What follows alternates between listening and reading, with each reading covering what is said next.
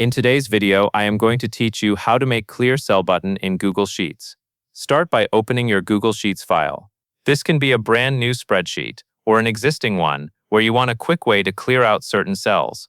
It helps to have a few test values typed into a couple of cells so you can clearly see the result when the clearing action runs. Next, go to the top menu and click Extensions.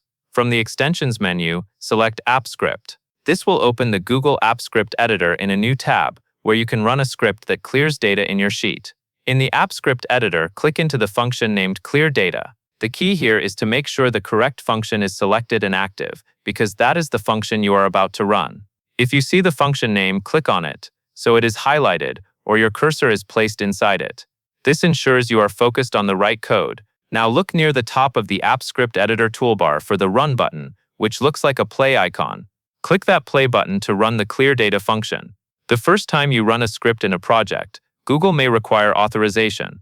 If you see permission prompts, follow them so the script is allowed to access your spreadsheet.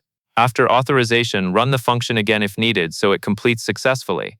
Once the function has run, switch back to your Google Sheets tab. You should now see that the targeted cells have been cleared, based on what the Clear Data function is set up to do. This is a good moment to confirm the script is working as expected before you connect it to a macro. With the spreadsheet still open, go back to Extensions again. This time, hover over or click Macros. In the Macros menu, choose Import Macro.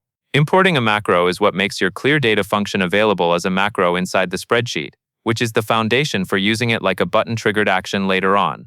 After you click Import Macro, you will be able to select the Clear Data function to import, and then save it.